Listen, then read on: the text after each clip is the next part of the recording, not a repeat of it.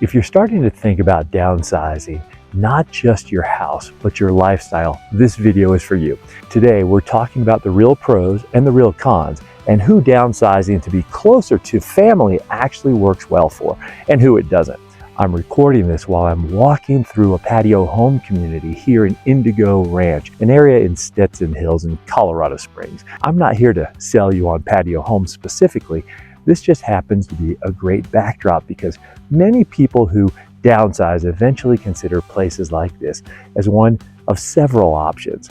What I really want to focus on is the bigger decision behind it. Reducing house size, reducing levels, and being closer to kids or grandkids as priorities shift. For many longtime homeowners in Colorado Springs, downsizing isn't about giving something up. It's about aligning your home with your life you're actually living now while being smart about the future. Let's start with the pros. One of the biggest advantages of downsizing is to be closer to family.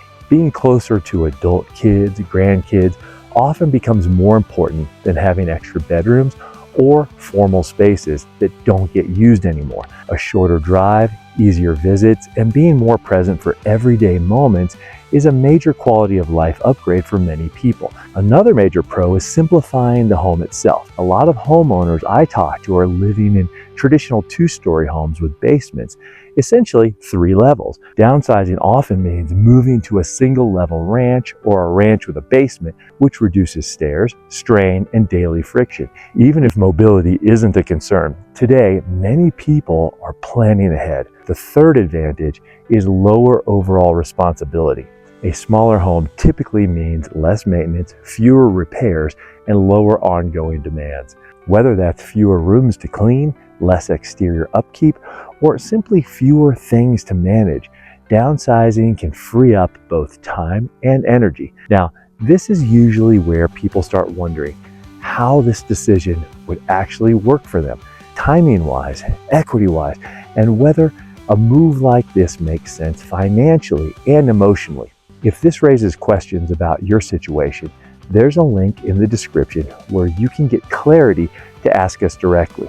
Now, let's talk about the cons, because downsizing is not automatically the right move for everyone. The first trade-off is emotional.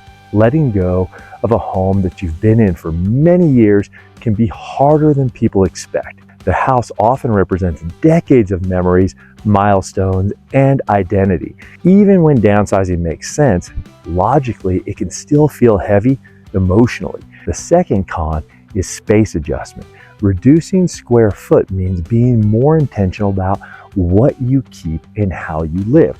Storage is often tighter, rooms serve multiple purposes, and hosting large gatherings may look different than it did before.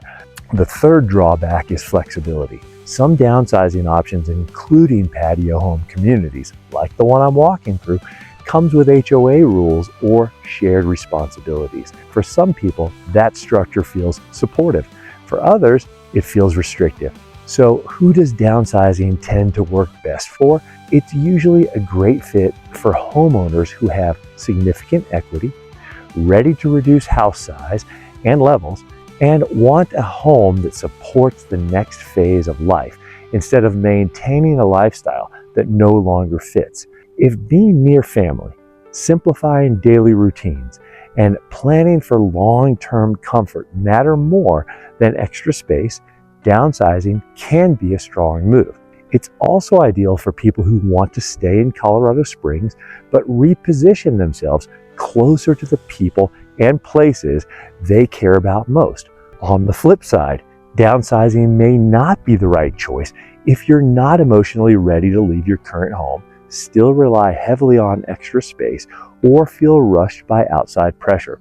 Whether that's family expectations or market noise, one important thing to understand is that downsizing doesn't mean downsizing for life. For many people, it actually creates more freedom, fewer stairs, fewer responsibilities, and more time for relationships, travel, and enjoying day-to-day life. The goal isn't to rush this decision. It's to make it intentionally with clarity about what you're gaining and what you're trading off. If this was helpful, make sure to like and subscribe so you don't miss future videos. and check out the next video. It builds on what we just talked about and will help you take the next step.